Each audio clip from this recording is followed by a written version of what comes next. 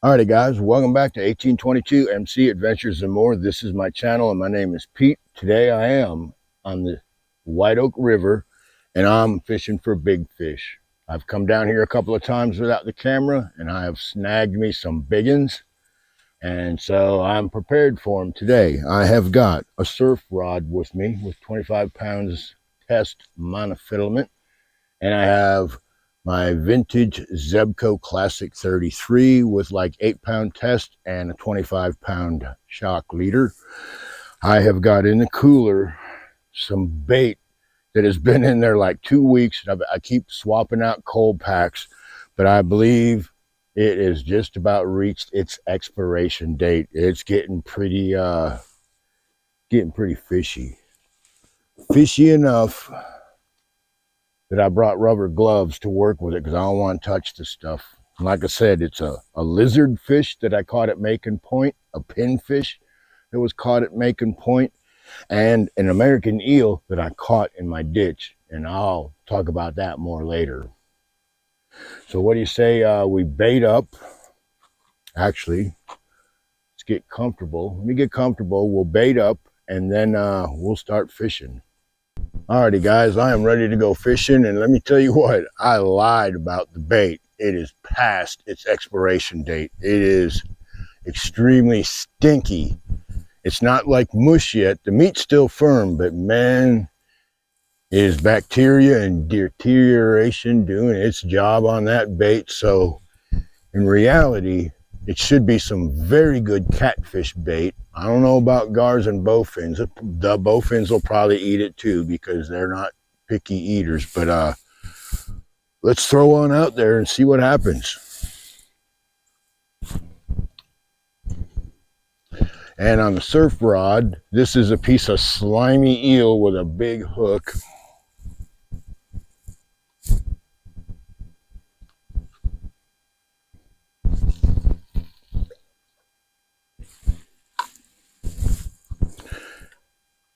We'll just let that sit right there.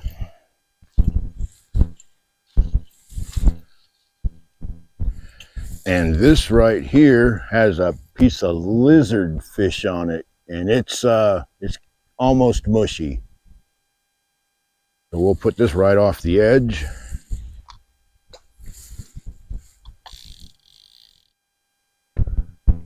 Okay. So I've got my drag set really ridiculously loose on that one, and on the Zebco, I've got my bait clicker thing on, so if something grabs it, it'll start spinning like a madman. So, and hopefully if something does happen, I'll simply hit the red button here on my Session 5 black, and we'll get a point of view from me fishing. So now we play the waiting game, guys.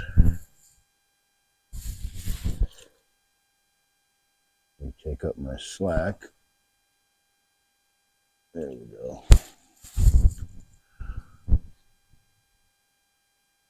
Yeah, I'm still working on the video. When I came down here last week, well, yeah, it was last week, and I lost a couple of really big fish. I don't know what they were. I'm assuming they were bowfins, but one of them was, well, I would have really liked to put him on the scale and the tape measure because I think he may have been close to a record. He splashed in the water and gave me a finger after he broke the line. But he looked like he was well over 10 pounds. And I do believe the North Carolina record is only like 17. But I cannot imagine catching a 17-pound bowfin. Whew. It would be a hell of a fight. If y'all ever caught one, you know exactly what I'm talking about. And I do know that the tide's coming in. It's not quite high tide yet, but it's risen probably 1.5 inches since I've been here. I put a stake in the mud and it was dry. Now it's probably an 1.5 inches, 2 inches of water. So the tide's still coming up. That's a good thing. I have seen some bowfins or gars surface out here. That's always a good sign too, right? And worst case scenario is I do have a backup plan. If this bait is too ripe, I do have some little gulp worms. I'll put a little hook on the Zebco and I'll see if I can't catch a bluegill, and then we'll have some fresh bait. But considering that I'd really kind of like to catch a catfish, I think some stinky ripe bait might just be the ticket. And what I'm going to do is I'm going to sit down on my cooler. I got me a Coleman cooler with a handle and wheels, and I put a piece of plywood on it. And now I got a cutting board and a place to sit, guys. Oh, and if I start getting too bored, I'll probably show you what's in my tackle box.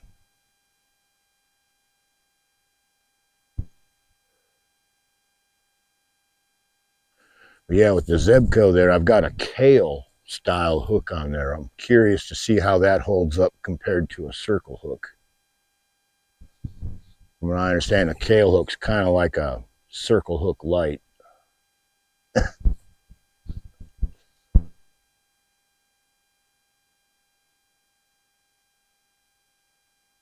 So when is someone going to do a tap dance for me? Guess as rotten as that bait is, I'll probably at least catch a turtle, right? Oof, hope not. Yeah, I know. I start catching more big fish like I did last week, I'm going to have to start bringing a net down here, because if I do get them to the bank, I'm not going to want to flop them up on the deck. I'll probably snap a line or lose a finger. And something just popped over there, so maybe something's coming up the river.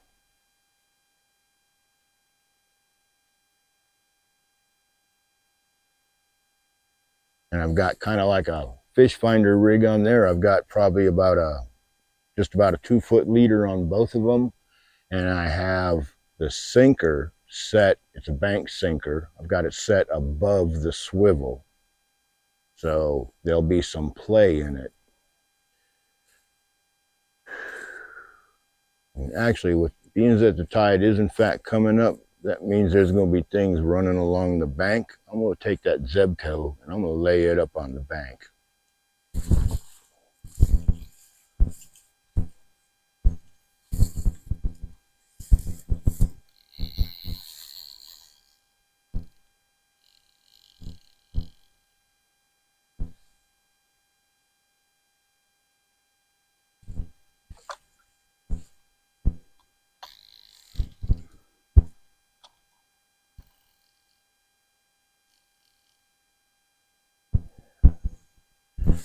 Right now, that thing's about 2 feet off the bank.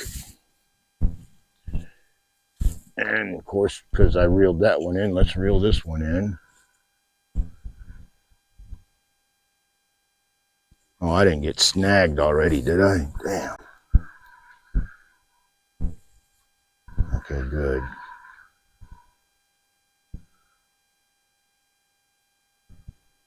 Oh, I got somebody else's line. Well, I had somebody else's line. Okay, good. That sucks. Well, let's throw this way out there. That looked pretty good.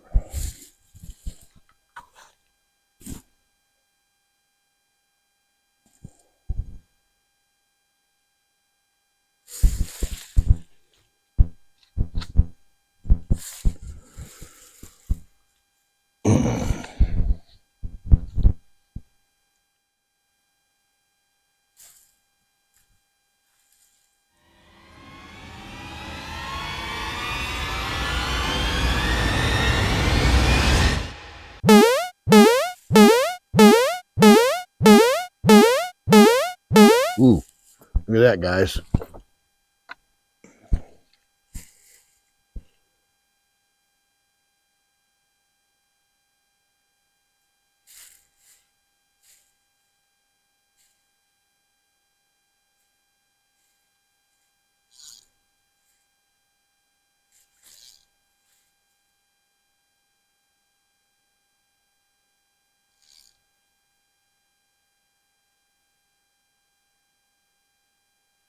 I think it's a bowfin, but we'll take it, right?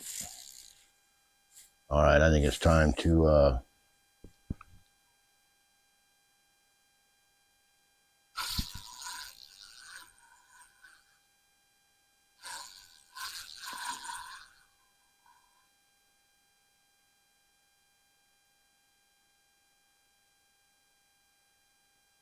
Oh, he's definitely still on there, guys. Whoa. Whoa.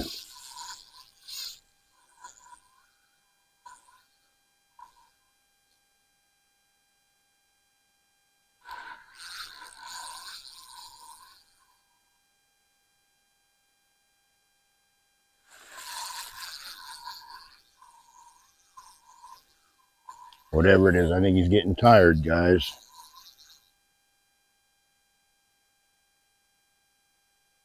He's still on there.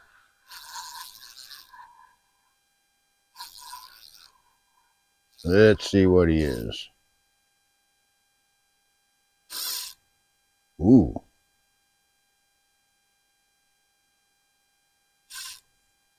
Let's give him a little slack here.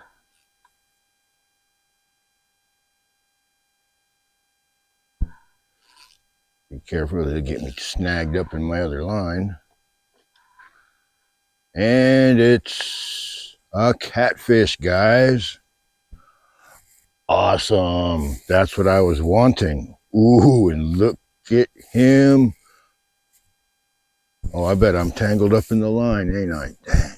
Yeah. Well, guys. Whoa, buddy, you're hooked good, so you ain't going nowhere. All right. Let's do this. Oh. Before he gets me any more tangled up. All right, buddy, I'm going to put you right here. Do not run away. Do not run away. I got your number. All right, so what I need is something to grab his ass with. And I'm not going to put him in the cooler until I'm ready to go. And then pliers to get him off the hook. Okay. All right, son, come here. That's right, come here. Open your mouth. Open your mouth. Hey, quit spinning. Open your mouth. Say ah. Ah. There.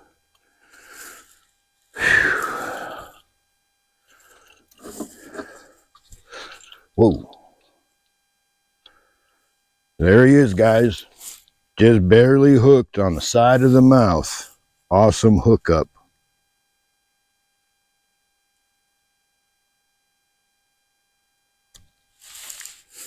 Okie dokie. We're going to look at my Marine Fisheries official tape measure.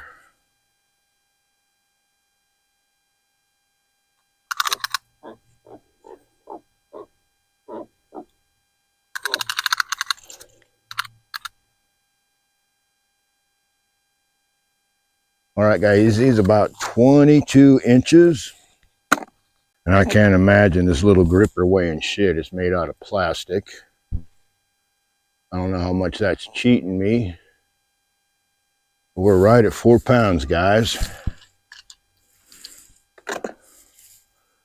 Nice one, and he's pretty. He's definitely going in the cooler. So we'll put him on the stringer here. If I can get it unfucked. Yeah, I came out here about a week or so ago, and I caught a catfish about the same size as this one. And I put him on my old spring hook antique stringer, tied him up to the bank, and when I was ready to go, I'll be damned if he had not sprung the hook on that and got away. Now this guy here is going to have to chew through the fucking rope if he wants to get free.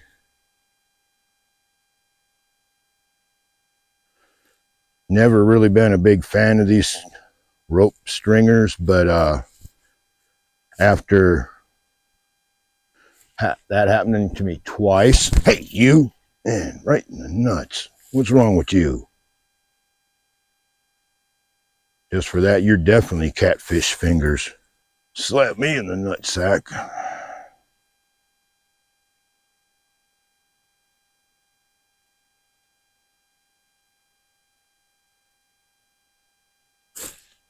All right, here we go, slap nuts.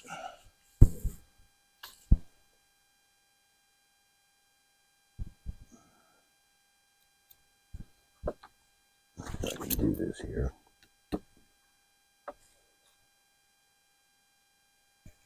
All right, what I did is I've put that through his jaw. Shouldn't traumatize him too much.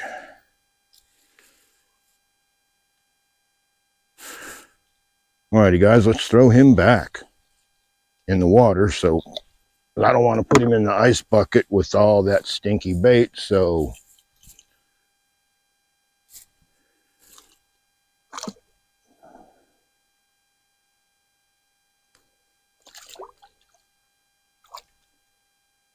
okay.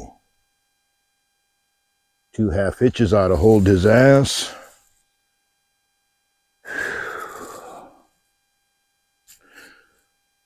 Might even slide that piece of bait back down on there. Gotta put the gloves on first. I ain't touching that shit. All right, so let's get the show on the road here. We'll keep this out, and we'll keep this out.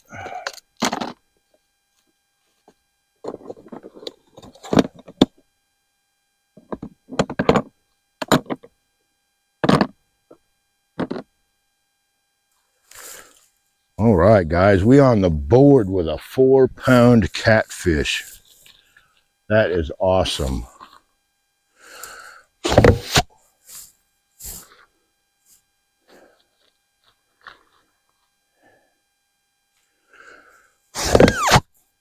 Yep, Mrs. 1822 gonna be real happy when I bring that fat boy home.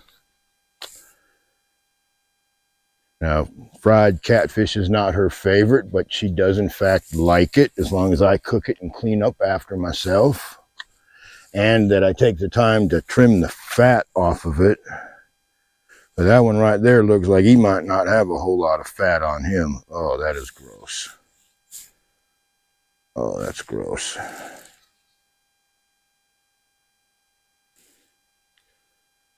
It's gross and it stinks.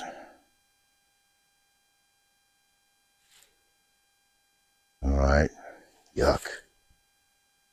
I'm gonna put one more piece on there, I guess. No, well, yeah.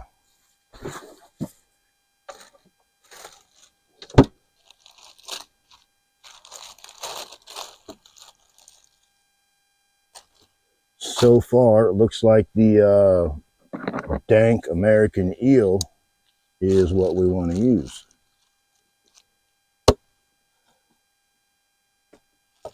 Oh, this thing is nasty. Nasty, nasty, nasty, nasty.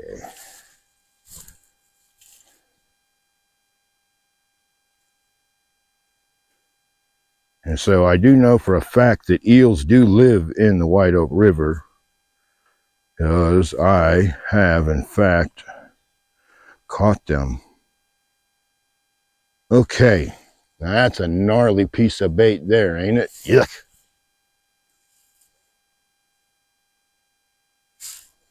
Get this off, throw it back out there.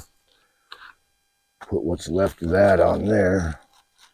It's just kind of a tail. I should probably put it on a jig head and throw it out there, but I really don't care to reel it back in a bunch of times. All right, so here we go, guys. Whoa, come on now. Don't be that way. Okay. So we've got a fresh piece on there, and we've got a slightly eaten piece.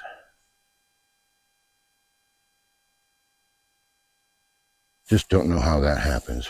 All right, so let's do that again. Okay, that's somewhere in the neighborhood of where I was.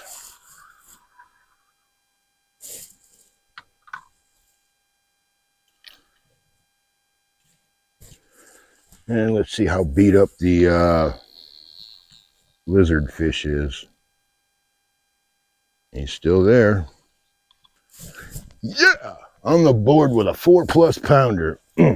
Catfish fillets cut into fingers. Yeah, life is good today. On a skanky old freaking piece of eel. Ugh. So we'll let that catfish sit there and relax, and when I'm get ready to go, I'll put him in the cooler. Well, actually, probably, I know it sounds cruel, but if I know when I'm leaving, if I pull him out of the water and cut his gills, throw him back in there, let him bleed out, he'll be even better. Because if you didn't know that, guys, bleeding your fish out really improves the flavor.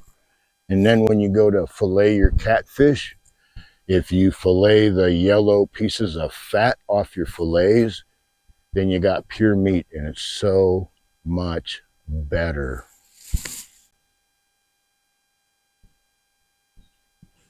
That's ridiculous. All right, it's 14:21. And the first bullshit call, because I wiped out my record here, the first bullshit call came in at 13:42, and it's now 14:21. And I've had 4 calls, one from the United States with a bullshit number, one that says maybe junk, another one that says potential spam, and the other one says potential spam. So basically what that means is those was horseshit calls. Didn't even have the fucking common courtesy to leave a understandable message.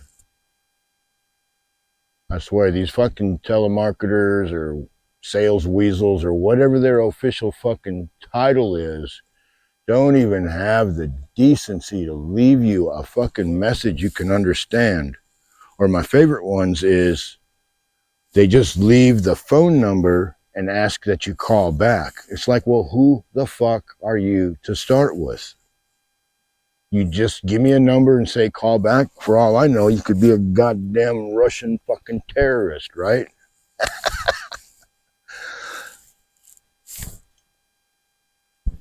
But no matter what, I know, matter of fact, the other day, I got a call and the caller ID said, fucking Somalia.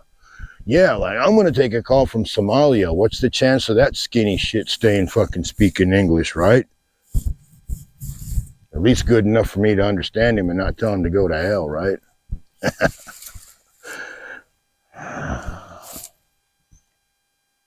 Yeah, telemarketing, I think that shit should be illegal. They should die like a dinosaur. It's outdated technology. I mean, now that we have the internet, you don't need to call me up and advertise shit. I want something, I'll fucking Google it and figure it out.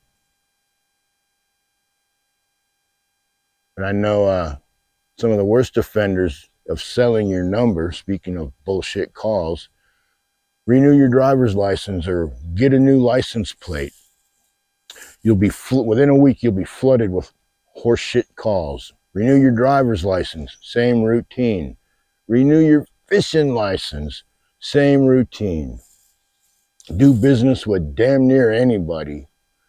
Oh yeah, now that I'm retired, now I got all kinds of pricks trying to sell me bullshit because I'm retired. Go fuck yourself. And the Medicare, Medicaid people, eat shit. I got an insurance agent. He will take care of me. You don't need to call me up like a goddamn bottom-feeding scab. Or if you are going to call me up like a bottom-feeding scab, at least have the common courtesy to give me a reach around and leave me a fucking message. If you sound like you have more than a pulse, I might consider calling you back. I'm not loyal to my insurance guy, but he's taking care of me, so he's got my business for now.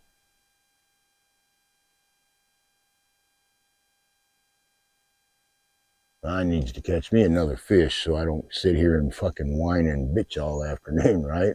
Then I should be tickled pink with that catfish. I mean, look at this, guys. Let me pull him out one more time. I'm proud of this guy. He's a respectable catfish. Come here, fat ass. Look at that, guys. Is that nice? He's not super fat, so I'm not an expert. I would assume he's probably a male. I could be wrong. I don't know. But whatever it is, I'm grateful for it. I've been wanting some catfish fingers for quite a while. He did not splash me. That's good. And unfortunately, I did not think to turn my little number 5 session on. So hopefully the hero caught all that action. Yeah, you catch them on a surf pole, they don't bend the rod like I'm used to, but the ones I lost last week, I needed a surf rod, and you'll see it on the video. These fish were big enough and strong enough that I started questioning myself, like, man, you need to start going to the gym again, or you need to start working out, because them fishes just about kicked my ass. They were strong. Lost, like I said, the one I think that may have been a record, it was on the Classic 33, and that's 8-pound test. And we fought for a while, and he was pulling drag, and everything was good. And then, wham! The line busted above the swivel, so he must have caught me on a limb down there or something. But of course, he was at the surface, so he kind of splashed and gave me a finger. Son of a bitch. But I caught him on camera a little bit, so I guess it sort of counts. And really, for all I know, it could have, as strong as it was, it could have been a gar. I seen it from a distance. All I seen was a gold flash, so that could either be a bowfin or a gar.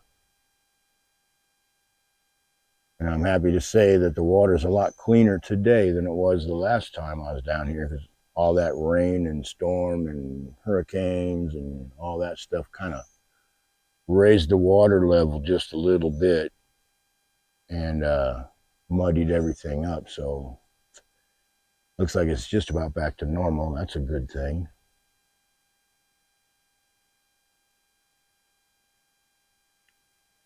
Well, guys, I tell you what, I'm going to keep an eye on the poles, but we're going to celebrate that by having lunch. Absolutely. But it might be a failure. We'll see. A friend of mine made some dehydrated meals, and he took one bite and spit them out. And the only thing I could think of was like, well, gee whiz, where was the hot sauce? Now, it's been my experience with these dehydrated meals I've been making, you definitely need some salt and pepper and some hot sauce, because you're drying everything up and then you're reconstituting it, and it will not. If you're thinking it's going to taste like a Mountain House meal, you're wrong. It won't.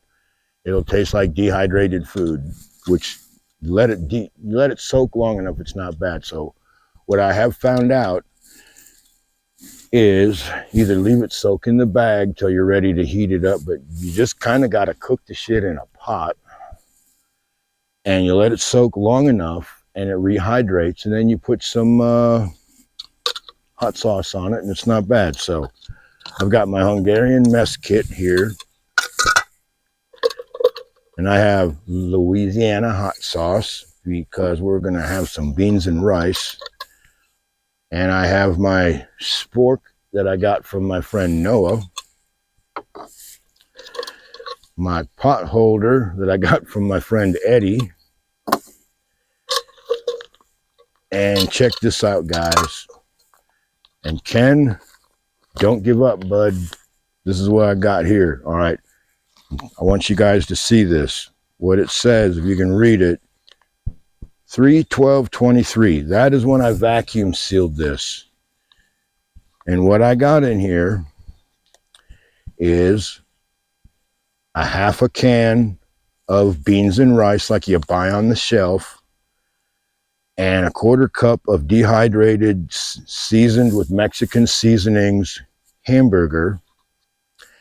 And then I added some black beans and some northern beans, and I put in like 1/8 of a cup of white rice, minute rice.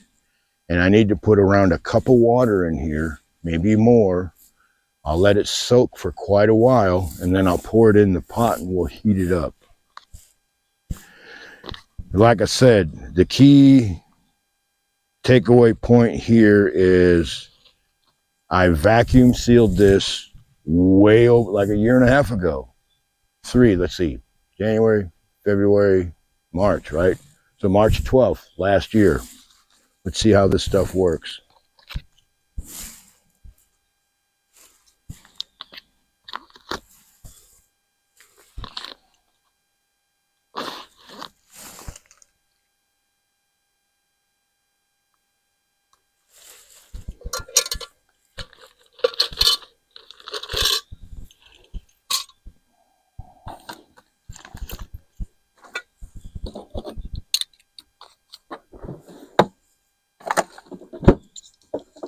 Boy, that is strong smelling. Ooh-wee.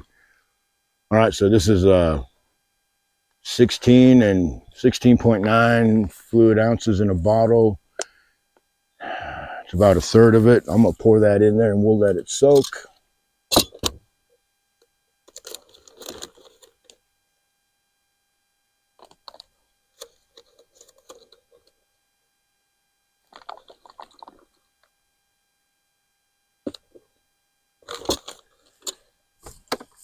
And for you people that go ultralight backpacking and you cold soak your food, you should be ashamed of yourself. In my quest looking for ultralight backpacking meals and stuff, I've seen more than one backpacking guru, skinny vegan looking fuckers, telling me about cold soaking food because they didn't want to tote the weight of a fucking gas canister in a little microlight stove. Eat a steak once in a while and do some fucking push-ups, son. But I can't imagine the effort and energy that you have to do to go like hiking the Appalachian Trail, for example.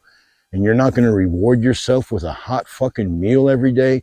You have got to be out your fucking mind. I bet you're sleeping in a box of fucking Kleenex too, right?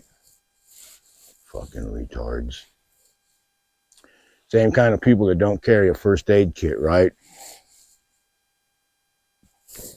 And then you cry when you get a bill for getting medevaced when a simple first aid kit probably could have taken care of your ass and your friend could have fucking, if you're not alone, could have got you off the fucking trail. Survival skills, life skills. Jesus Christ, people, they're fucking important. There's more to life than just being a cunt on YouTube shorts. Guilty ones know who you are. All right, guys, let's get another bite because that last one was fantastic. And let's see, it's like 2:30, so I'm going to let that stuff soak for probably at least 10 minutes, maybe even more. I'll wait till everything swells up real good, and then I'll consider heating it up. And one nice thing, if you're heating up something like beans and rice, you put a little too much water in it, well, you got beans and rice stew. Or if you put too much water in there, then you got soup. Got another one at the house. If this one's good, that means my other one is good. And it's beans, and I took the time to dehydrate a canned ham. And that might prove to be very good because I have the option of making like just beans and I can smash them up and put them in a burrito, or could add a little extra water to it and make a bean soup. Like I said, if this stuff here is good, that other stuff is good, and I'll be making that soon enough.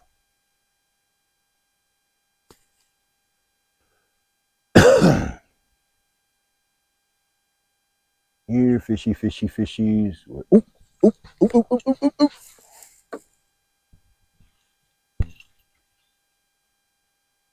Somebody bumped it. Come on now. Don't be a punk.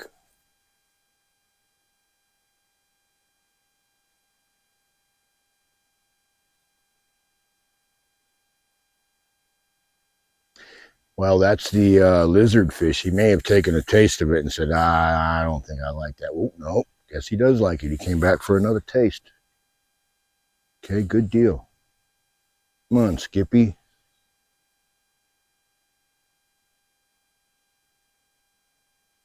Take it and run. Commit to it. All right, I'm going to turn the session on. And we're recording. Okay, good deal. Well, let's see if I can convince this guy to take the free cheese.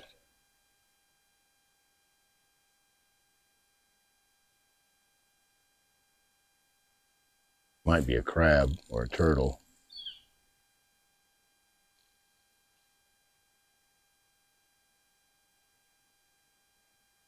Coming up, whatever it is. Not moving much. It's got to be a turtle. Yeah, I bet it's a turtle, guys. Whoa, let me put this on there. Okay. Come on, smart ass. All right, guys. He ain't come up to the surface yet. I have no idea what it is. Thinking it's a turtle. Whatever it is, it's breathing air.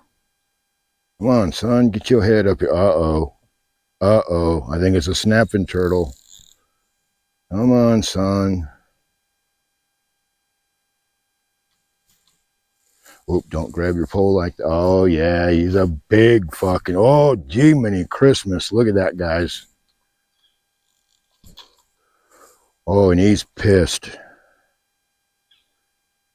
Oh, my goodness. I don't think I can get the hook out of his ass.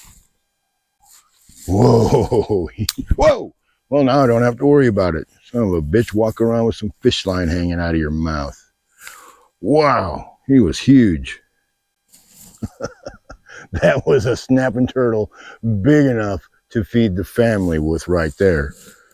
Whoa. Another good example, guys, of why I should have a net.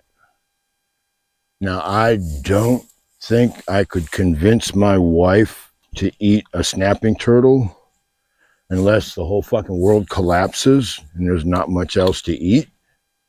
Because in our younger days, she was a real trooper when times were lean, I'll say that. But done got kind of spoiled like the rest of the country, me included.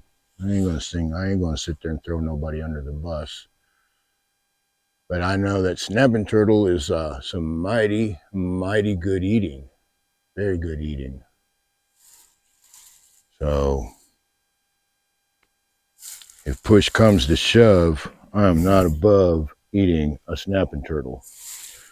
Rather eat a soft shell chicken neck turtle, but that'll work too. Before I retie, I need to change my battery. I know, and watch this. If it's still recording, quickest way to catch a fish is change your battery.